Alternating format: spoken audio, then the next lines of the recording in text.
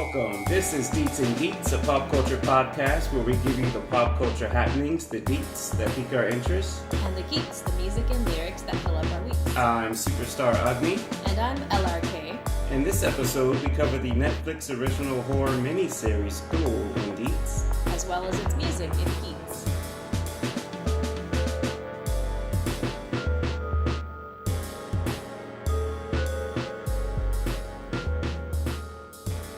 Okay, Ghoul is another Radhika Apte, addition to the Netflix lineup. It was made specifically for Netflix. Yeah, I was watching an interview of Radhika Apte recently because I was wondering, how is it that... So apparently this is just the second of the original Indian projects that are on, original Netflix items that are produced from India. And so, yeah, it's interesting that she's in both of them. But she was saying in an interview that it happened by coincidence that this... Wait, is this the second or third? Because Love Story also is Netflix original, right? I wanted to ask you about that. So that wasn't sort of like an international release that just happened to be on Netflix? No, I think it was specifically put out on Netflix. Oh. It was never in the theaters. Okay. Okay, now I'm confused because I saw on, not that it's encyclopedically reliable, but I think on Wikipedia somewhere I saw that this is the second Netflix Indian release after Sacred Games. But maybe it's the third. Maybe Love Stories was first. Because I think that came out before Sacred Games, right? Yeah. Okay, I'm going to look this up. Lust Stories. So Lust Stories is distributed by Netflix. Let's see what the difference is with what they say about Ghoul.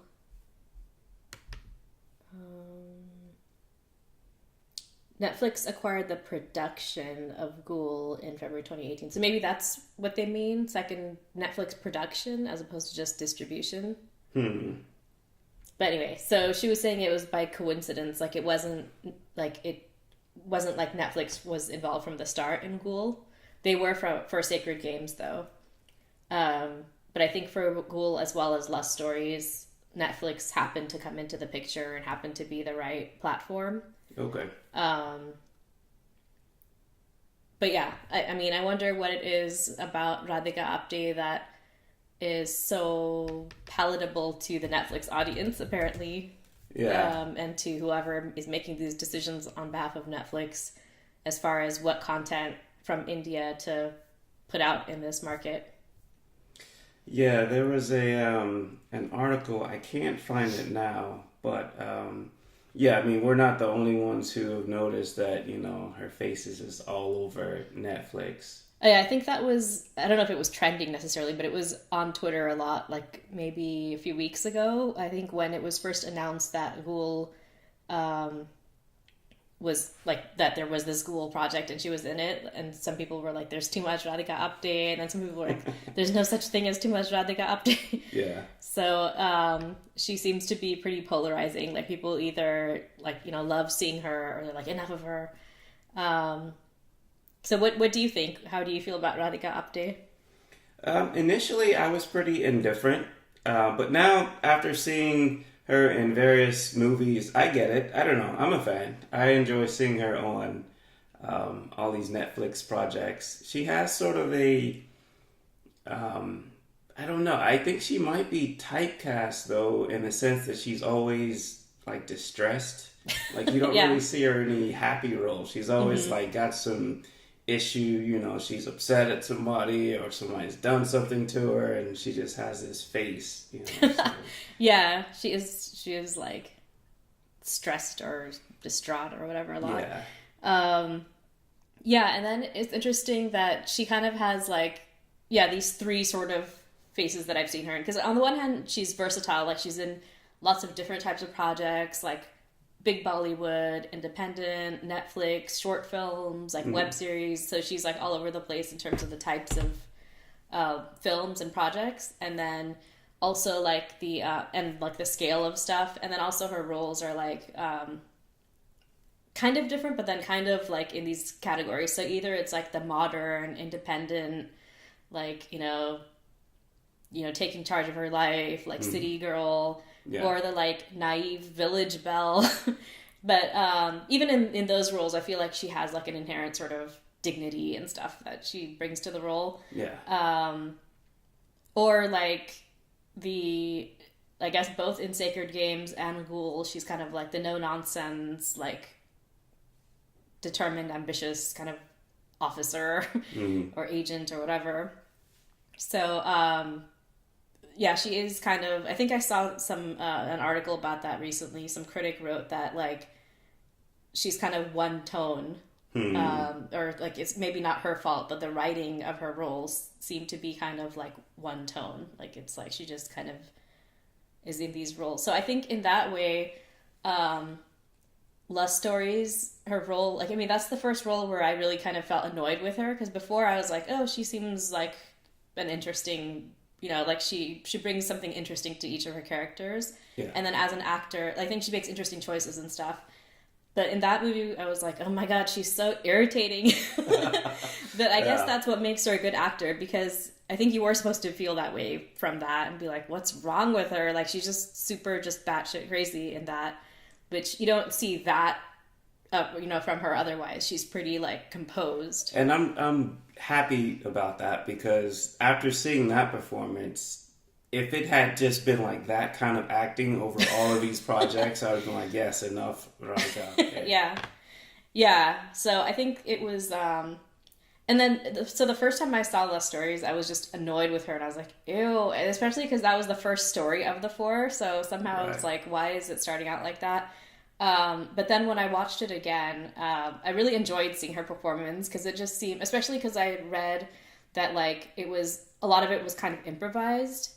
And so like just seeing the way she was, I don't know, just the way she was philosophizing and her gestures and her scratching her head and just all these things, like I thought it just really seemed like she was having fun with it. So I appreciated that. Yeah.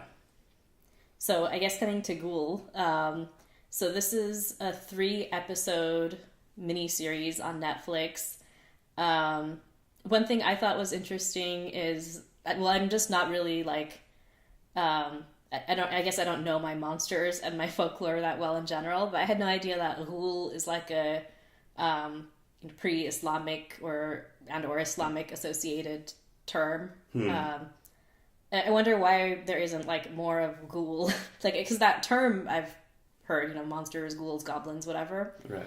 But I feel like there isn't that much of Ghoul, I guess, in pop culture, and so I guess that's where I was just quickly perusing the Ghoul entry on Wikipedia, and I guess that's what they picked up on, is that like there's this Arab/South Asian associated folklore that could be picked up on. Mm-hmm. So yeah, I thought that was interesting. What did you think of this series?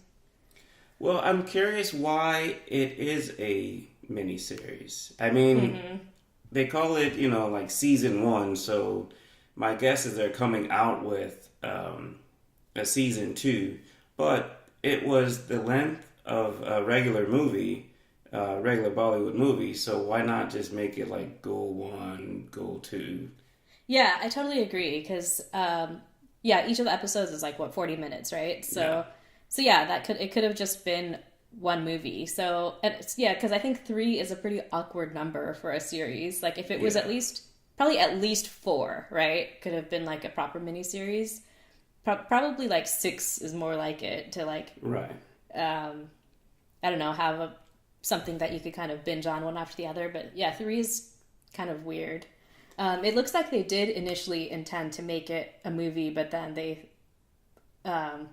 this was going to be the first of 3 films, but instead they turned this into 3, but it seems there's still going to be like 2 other projects or 2 other seasons or something. Yeah. I mean, I hope we end up seeing, the justification for it and, get some fulfillment out of that. But just having it broken down into 3 episodes, it's kind of,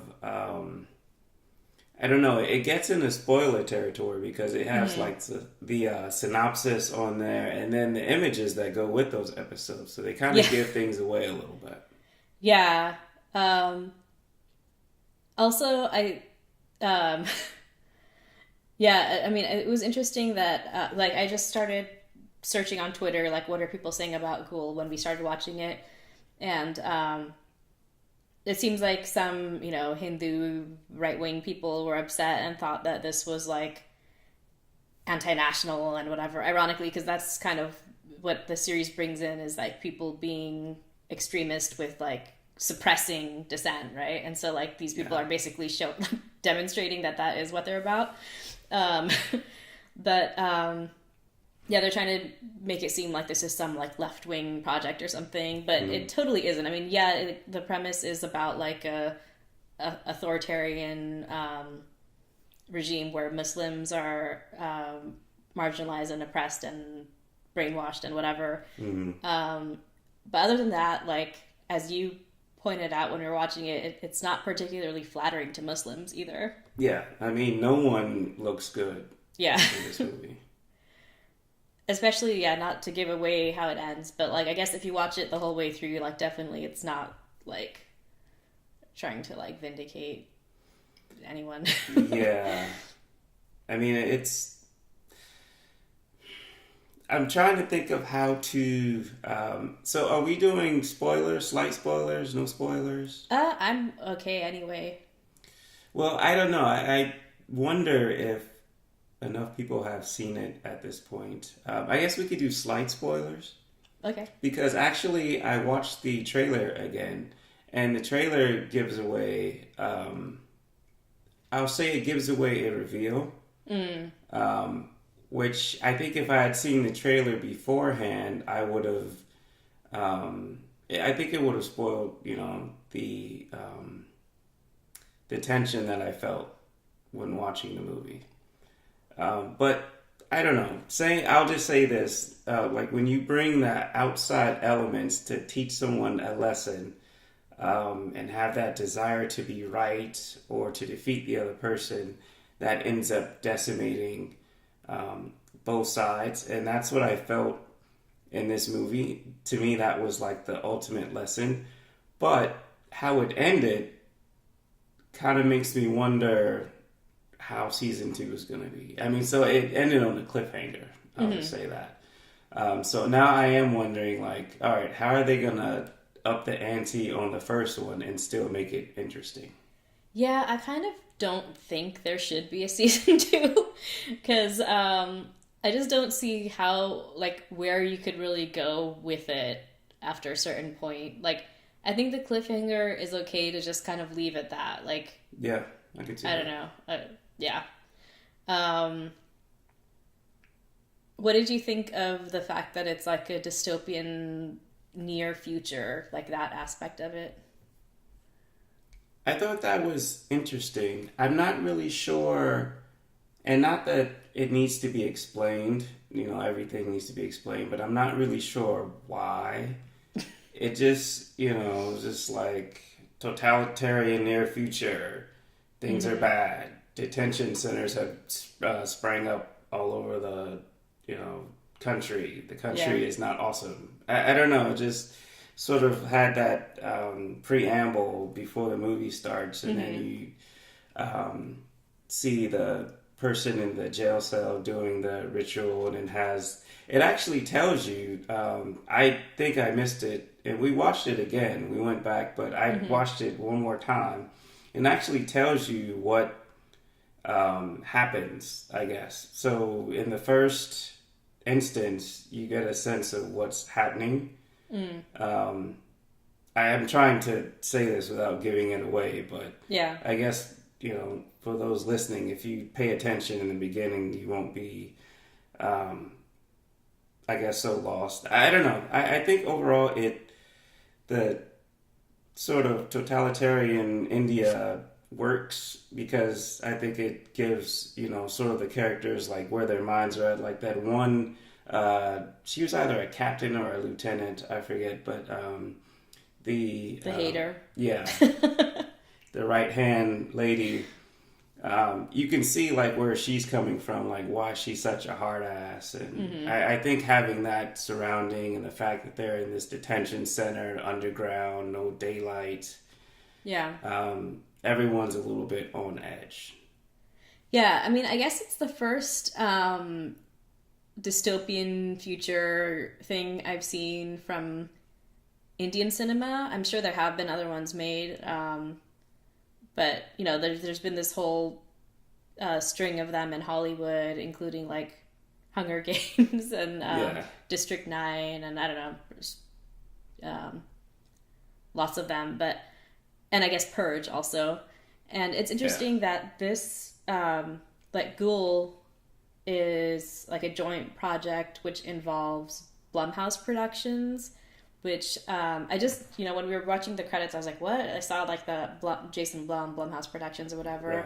So, and I just remembered that name in association with both Get Out and Purge. And apparently Blumhouse Productions, like,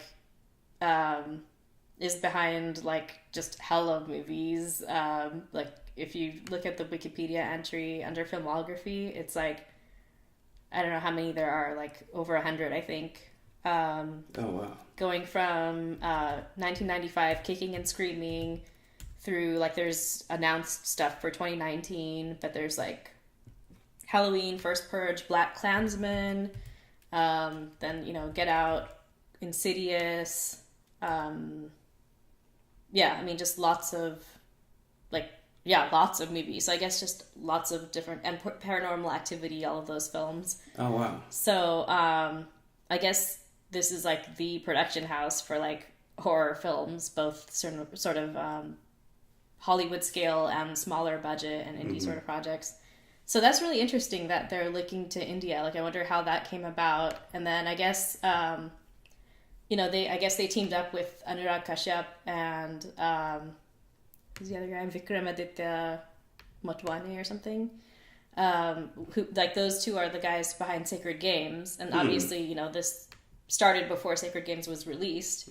So it's interesting that, like, I wonder how that came to be, that collaboration, before, like, their work in Sacred Games was even out. True. And it's interesting that this is similar to Sacred Games in a way, like, you know, it kind of had the same, not the same premise, but I don't know, something about it was, like, similar. I mean, even Radhika Apte being in both, and then being this ambitious. I mean, she's just, you know, always thinking about how can I advance my career, you know, where's my loyalty. Yeah, although it was cool that this time she was kind of in Sacred Games role more so. Like, I mean, she's like the protagonist. It's like her moral dilemma, like, of how much to, like, do what's asked of her versus what she thinks is right. Yeah. So, yeah. It'll be cool to see, like, an Indian purge that really gets into, like, that really gets deeper into, like, social inequalities and stuff. I don't know if, you know, I don't know how well received that will be.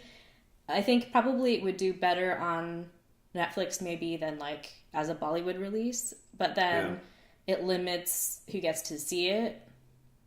So, yeah. Is there, as far as you know, so when these are released on Netflix, is there just one Netflix, or is there, like, Netflix Canada, Netflix India? Yeah, there is a Netflix India. I don't know how different the content is on Netflix India versus here. I guess we're not doing a Deep 3 this time, but any, I guess, likes, dislikes, and standout? Well, I just wonder, like, why are near future dystopias? That's the plural of dystopia? Dystopium? No, I'm kidding. Yeah, I think dystopias. Like, why is there, like, 80s and 90s technology? Like, why? Why do they, like, lose their technical prowess moving into this, like, authoritarian era? I don't know, it's weird because they have, like, literally, like, cassette tapes.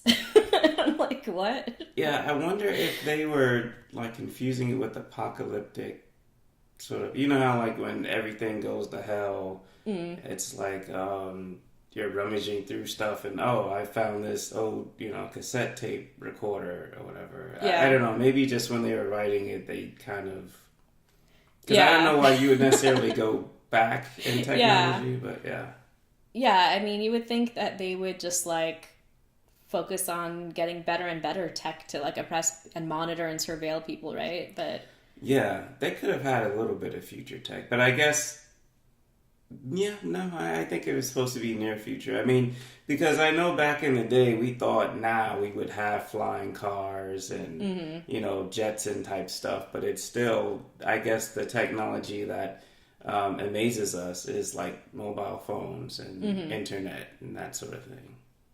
Yeah, I mean, do they even have internet then? They're usually like walkie-talkies to like communicate with each other. So I'm like, what happens to STEM programs? Yeah, and the first, I don't know if it's the first scene. I guess the first couple scenes where they have her driving her father. Actually, so her character's name is Nida. Yeah. Her father's name, I don't think they named her Pops. I think she just gave him like the affectionate nickname. Was it Baba? Papa or Baba, I forget which. Yeah. I don't even think he had a name. But yeah, so she was driving him somewhere. I don't know if she was trying to get him out of the... I don't know where they were going, actually. But he had smuggled some... what does she call it? Seditious literature? Yeah. Which I don't... And he was supposed to be like anti-national or something like that. I don't know. She called him like kind of described him as being a terrorist, but I don't think he was a terrorist. I think he just had some things that didn't speak fondly about the country. I mean, I guess that's the point, though, of they're being so like unreasonable and just wanting to suppress anything that's not like buying into their superiority. Yeah. So just her naivete about the government's because maybe she's just that indoctrinated. I don't know. That's what it seems like, that she's just like super loyal to the state. And so I don't know if I was totally invested in that. Maybe if I give it another watch I could see it, but just initially watching it I was thinking like, wow, you would just totally, well, let me not give it away. Anyway, well, that happens didn't. Maybe they didn't explain this, but maybe this is why it's like old school technology. Maybe it's because of what you said, where like they don't want people to like think, and maybe they like purposely shut down the internet and stuff because they're like, oh, there's too much exposure to different ideas, to the world, to like communication. Yeah. So maybe that was like purposely all shut down, and that's why people have to like have these books and like old school things to like try and educate themselves and stuff. That makes sense. Huh? You figured it out. I still think they should have just been a line about that or something. That's true. Okay, so any final thoughts? Oh, wait. So it's supposed to be a horror movie. Did you feel scared? There were times when it was a little bit creepy, and I was like, oh no, what's gonna happen? There's like build up, but then like it was disappointing what came next. Yeah. Like some CGI face or something. Yeah, like that's actually the part in the trailer. Okay, yeah. So if they gave away this, the supposedly scary parts in the trailer, then I don't think it's a horror film or series or whatever. It's more, I guess, like a thriller, but I think they should have kept it at that. I think it was most effective on that level. Because I felt some tension, like when Ali Said was whispering in people's ear and they were feeling guilty about whatever they had done, and they start bugging out and turning on each other and all that stuff. I thought that aspect was more effective than him like turning around and being like CGI Ghoul. Yeah, although I think there's probably places that they could have maybe drawn things out more, and like maybe they could have had a fourth episode, because I feel like the third episode was kind of rushed with like having a bunch of reveals in it, because the first two were kind of slower, and then I was surprised because we're like, how many episodes are there? And then we're like, what, there's only one more? Right. So they could have, I feel, drawn it out more and had more scary stuff. And I guess I don't think this is much of a spoiler, but there's a part where there's like two Radhikas. I won't say how, but there's like a duplicate Radhika. So I feel like that maybe that could have been a cliffhanger to end one episode, and then it could have started out like we're wondering why there's like these two Radhikas. I'm excited that there is this potential for like Indian horror / thriller / whatever it is. I mean, movies like Get Out, Black Klansman, if there could be that kind of quality of cinema brought to India, and then really digging into Indian social fabric, hopefully there'll be the right types of people collaborating to make that happen, because I don't know if I necessarily trust like Anurag Kashyap and whoever to like I don't know, bring the right sensitivity to that sort of thing. But yeah, it's exciting to know that there could really be like Indian social thrillers too. Yeah. Okay, so moving on to Geets, there really wasn't much in the way of music or soundtrack. Yeah, I'm just remembering like metallic sort of like Purge type of music. Yeah. Yeah, I don't really remember too much about the score aside from that. Yeah, just unnerving sound effects. Like you're saying, metallic sounding electronica and thuds and distorted sounds. Yeah, nothing really memorable, but I think they served their purpose and sort of helped to build up the tension. And overall, I guess, yeah, it served its purpose. But actually, even in Purge and Get Out, I don't think the music was... Yeah, the only thing I remember about Get Out is the Childish Gambino song at the beginning, and that totally worked as the film opened up. The Stay Woke. Yeah, I'm blanking on that one. The only song I remember is sort of the old-timey creepy music that was that playing 50s in the car. Kind of music or whatever. And then in the Purge election year, I remember the Miley Cyrus song, Party in the USA. Oh, yeah. I forgot about that, yeah. I think they did some interesting stuff with music, actually, in the latest Purge movie, too. I don't remember specific songs, but I think the premise, like, it just makes the song creepy, too, to put it in that context. So, true. Yeah. Yeah, so for Ghoul, not really anything. Even the theme song is just some sort of unnerving... is that intro kind of Sacred Games like too? A little bit. It's like a distorted violin, or I don't really know what it is, but yeah. So our coworker suggested watching... Okay, I can't remember what he suggested watching.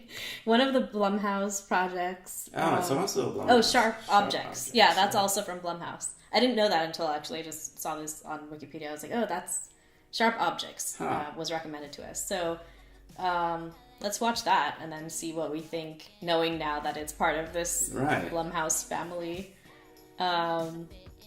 And there's something else. Oh yeah, I wanted to watch the newest Childish Gambino video. I haven't seen it yet, but apparently there's been some buzz about that on Twitter today, so we can watch that. It is having a pretty good 2018. Yeah. All right. Well, that does it for this episode. You can find us on Instagram, Twitter at Deets and Geets. We're also on iTunes, SoundCloud, Facebook. Where else are we? That's all I can think of. But yeah, just search Deets and Geets and you're sure to find us. Yeah, we're one of a kind.